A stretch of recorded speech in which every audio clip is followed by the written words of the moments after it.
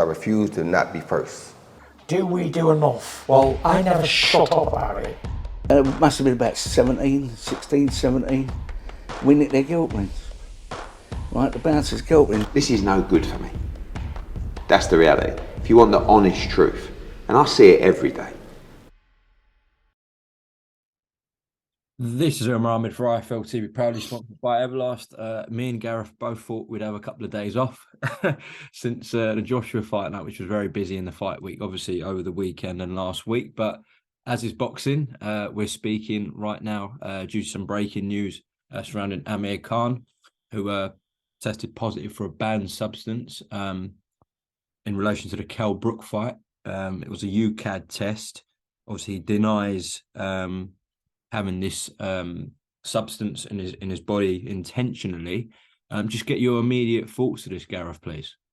Well, it's very disappointing, of course, Umar, and I think I've just been piecing it together today. I haven't been reporting on it this morning. I'm just slowly coming up. One of my colleagues, Jeremy Wilson's doing it for the Telegraph. He's the drugs expert or the doping expert on the desk, and I think there was something like 14 supplements that he was using. I think something like that. He was saying ahead of the fight with Kell Brook last February 2022. That was, of course, and he's claimed contamination of one of those supplements. They haven't accepted that. UKAD, their panel, which is independent from the Boxing Board of Control, by the way, that's worth pointing out. And so they've accepted the fact that it was unintentional, but they don't accept his reasoning due to strict liability, and so they've given him a 2-year ban, even though he's retired. The big question here is why it's taken 14 months for this to come out. I mean, I have tried to speak to Robert Smith, Secretary of the Boxing Board of Control, this morning. You may have, and others will have tried, but he was actually at an event this morning, at a funeral actually. So I know that he got back to me, but he couldn't speak. It's midday on Tuesday as we speak now, so I'm hoping to speak to him later in the day. It is a bit of a mystery that this has taken 14 months, if I'm honest. What we need to know is the actual date this showed up. That is crucial in this, because we need to know if he was informed, if Kell Brook was informed, if... Just to stop you there, Kell Brook has come out and said he didn't know about this. No, well, so there we go. So if it was post-fight, which it could have been, then he wouldn't have been informed. But my understanding is if he tests positive for something and it's under UKAD testing, that the other fighter would have been informed as well in the lead up to the fight. Yeah. But all this will come out anyway. Look, I don't see Amir Khan as a drug cheat. Yeah. I've covered him since he was 16. And, leading into the Athens Olympics, when he would have been 17 at the time, I think it was, yeah. And he won the silver medal for Britain. Covered him throughout his lightweight, light welterweight career. Never had him down as someone that would cheat with drugs. He must have been tested fighting at the level he was fighting at on countless occasions. I've never heard a sniff around him that he was on the wrong side of drugs. But, Osterin, which is what he tested positive for, even though he's made light of it, it was just small traces. It is a muscle-building drug. I mean, it was a drug originally for people with muscle-wasting diseases, I believe. So it does increase muscle mass and that kind of thing. He's not known or thought about or talked about in boxing circles as someone that cheated. Or was suspected of cheating, but who knows? Who knows in this late part of his career? I don't know if it taints his whole career, but it certainly taints it for him right now. Yeah. Yes, you are right. He's had multiple mega showdowns in America, where I'm sure there would have been vast testing, and I remember he was quite outspoken about Yeah, he is. He has been. The Lamont Peterson fight, Yeah, yeah. which he believed obviously Lamont was cheating due to a failed test. He also Amir also cited another reason, just not contamination, about incidental contact with another person. Did you see that, Gareth? Yeah, but I'm not buying that. I Uh, don't buy that. You can't shake someone's hand and then have PEDs in your system. I don't get it. So what do you do? Do you lick your fingers afterwards or something? I don't understand how the ingestion of that happens by. But no, I think what he was saying was the trace amounts in his body could have been as the result of shaking hands with someone, right. Yeah. or contact with. I don't know, but look, they're all excuses. It was found in his body, strict liability. He's got a 2-year ban. I hope he's not making light of it in that tweet he put out, where he's saying, "Funny, really, because I'm retired already. It's still a serious matter." In my view, more will come out on this in the next few days, or maybe even tonight, when Robert Smith's available, and when more detail comes out as to exactly when. The timing of this is very important, because I don't think they've revealed the timing stages yet, have they? No, that is a critical piece. Did they say in the lead up to the fight, or Let me check. I don't want to get this wrong, but because I haven't had time to dig deep down into this morning. no, it doesn't say anywhere whether it was before or after. No. Yeah.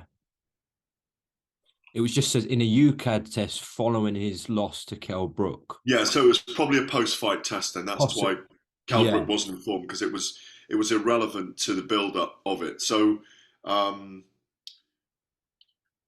let's hope it was it's let's hope different to it was Conor a Benn and Chris post-fight. Eubank Jr. is the point I'm making in that sense.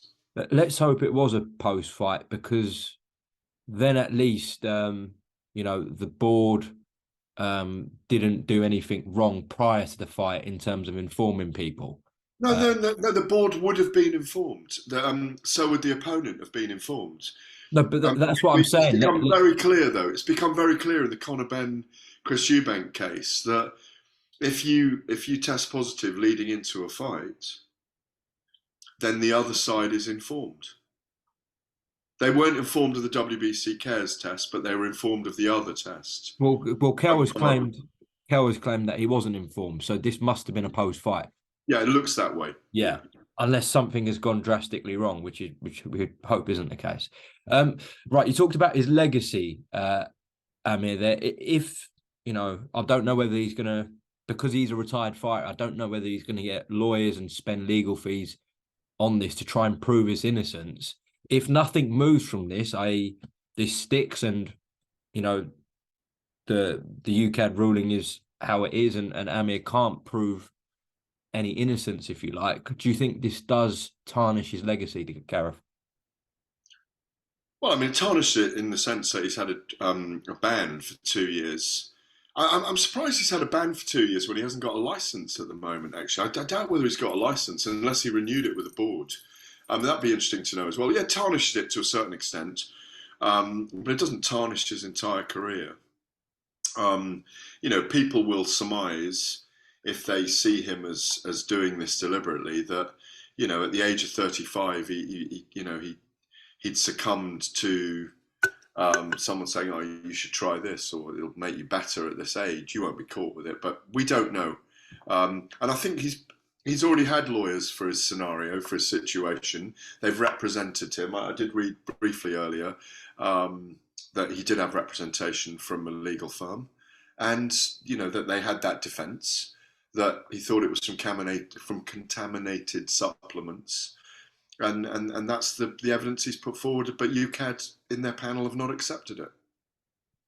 Even if this was a post-fight, substance that was found in his body, they have accepted it wasn't intentional, by the way. That they have UKAD, it was unintentional. Yeah. Even if this test was post-fight, which is from what I'm reading, it very much looks like. It still begs, the question: why are we still finding out today? Well, I don't know. I mean, this is the Later. mystery of boxing goes along. We have a big event one week, and lots of speculation about one of the leading heavyweights. Where does it go from here? And it's actually about boxing for a change. And suddenly, a big bullet goes through the toe again, and boxing shot itself in the foot. Here we are 2 days later talking about another negative stain on boxing. Okay, sorry to bring another negative story up, if you like, Gareth, but I didn't actually know when I spoke to you after the Joshua fight, straight after. I hadn't seen the clip of you approaching Conor Benn and him slapping the mic, etc. So I didn't ask you on the night. I wasn't aware of it. I know it's been a couple of days since, but yeah, your thoughts on Conor slapping that TalkSport mic? Well, he's obviously seen Derek Chisora with Kugan Cassius in fight week, with Derek saying, "Get that microphone out of my way, otherwise I'll slap it." I make light of it. Look, it's what is it? 3 days after the event now. At the time, I wasn't feel myself overly annoyed or worried or intimidated by Conor doing it. It was an emotional reaction from him. He's upset at a lot of things that have been said about him on TalkSport, possibly by me as well. I've never outrightly called him a drugs cheat, because I always like to get the chance to ask the individual myself. And I haven't spoken to him for 6 months. I've sent him some messages to try and speak to him, and didn't reply on WhatsApp. I had sent some messages to Tony Sims, who replied a couple of times. Obviously, I spoke about the case at length many times and wrote about it, followed the case, and my feeling is still the same. That, I want him to clear his name. I like Conor Benn. I really like Conor Benn. And, but I feel that he should go before the Boxing Board of Control before he fights again and attempt to clear his name. He's been exonerated by the WBC, so take that case to the Boxing Board and UKAD and say, look, there are reasons people are giving that this clomiphene may have been in my system twice. My reaction to it, I mean, he spoke to me after the mic slap with his left palm hook, and he wasn't really aggressive to me, but he'd said, I thought we were friends, and I've come to TalkSport many times. You followed my career, and I do really like Conor Benn. I mean, I'm not against Conor Benn. All I've been doing the whole way through is my job, and I haven't been putting the hatchet in on him. I'm just speaking. People, look, I read people's comments. They think you're going after someone, or I'm just doing my job, and I haven't really gone after him, to be fair. I'm just doing my job, talking about it. I think hearings are important. I think the veracity of the testing system is really important. I think a testing system needs to be upheld in an inherently dangerous sport where you can get legally killed in the ring when you sign a contract to fight. And whether it's knowingly or not knowingly put in your body, you need to go and clear your name with your own authority. I do have issues with the June 3rd bout going ahead without a hearing. We don't know who the opponent is yet still, do we? It's not confirmed that it's Chris Eubank Jr. yet, but we believe it's heading that way. It's going to be a huge and controversial fight. Yes, of course I'll be there. It's part of my job. But at some point, my feeling for Conor is everyone's going to ask you this question, Conor, which I would have asked him if I'd had the opportunity on Saturday night. Why aren't you taking your case in front of the Boxing Board? And I do think he had a lot of courage coming on Saturday night, by the way. And what did he say to you? 6'10" security guy with him. I can't remember his name, but he's always around. I mean, Gareth, just out of interest, what did he say to you when you said, you haven't been going for him personally, etc.? What did he say to that? No, he felt like I'd let him down, that we're friends, and. But did you not explain that? I didn't realise what he was going through, but I maintain this, and this is why I didn't bark back at him, or I just listened to what he had to say. some of the pictures that were taken, the stills, make him look much more aggressive than he really was towards me. I've got to say, he wasn't. He was just giving his case. He was being passionate about it. He wasn't being. I didn't feel it was just Conor being Conor. He wasn't being. I didn't feel him aggressive. I didn't get any adrenaline. I didn't think, fuck, Conor's going to go for me. No, I didn't feel any of that. He was just giving his. He was expressing his disappointment at me, but I am just doing my job, and that is all I've been doing. I want to believe him. I want to believe him, but I want to see that in front of. I don't want to see the authorities ignored, because it's a bigger story than just Conor and Eddie. And Conor also said, you don't know what I've been through behind the scenes. I'm sure he's been through terrible things. He expressed those feelings of mental health issues, and even thinking about suicide, if you recall, with Piers Morgan. I hate hearing that.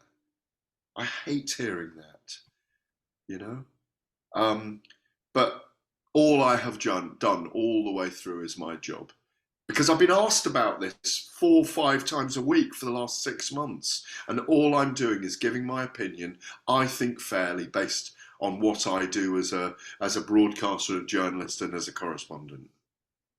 Do you think I've gone in hard on Conor when we've spoken in the last 6 months? Be honest. No, because you're being asked about it, and until he presents his case to the board, and hopefully he would get cleared. That's all. We all hope that for Conor. Then really we'd stop talking about it. I've heard. I nearly said Tony Benn. Then obviously he's in. I think he might be a very aged or even past politician. Eddie Hearn is who I mean. I don't know why I said Tony Benn, but I meant Eddie Hearn. Eddie Hearn is, in the last few weeks, has been coming out saying, I really want Conor to take his case in front of the boxing board. Have you heard that? Yeah. He wants them two to come together. Yeah. Of course. Because it doesn't make sense for the future of the sport, regardless of whether he's innocent or not, that someone bypasses and goes round the system. And my feeling all along is they're not doing it because they're worried about the strict liability of UKAD. All right, just moving on, please, Gareth. Yeah, please. Eddie spoke to Ariel, I think yesterday, and he made it quite clear that Joshua isn't going to go in the ring with Tyson Fury, Deontay Wilder this summer. He feels like he's just not ready. He needs one more.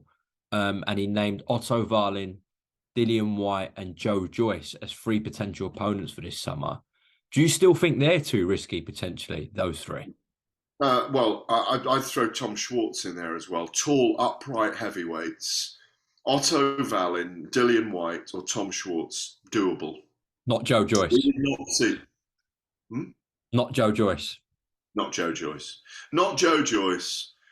Not Tyson Fury. Not Deontay Wilder. If they want to take Anthony Joshua's, and I'm not saying Anthony Joshua doesn't want to have this fight, by the way, but if they want to elongate his career, stretch him out on DAZN, use him as a strategy. He's so intriguing as a person and as a fighter.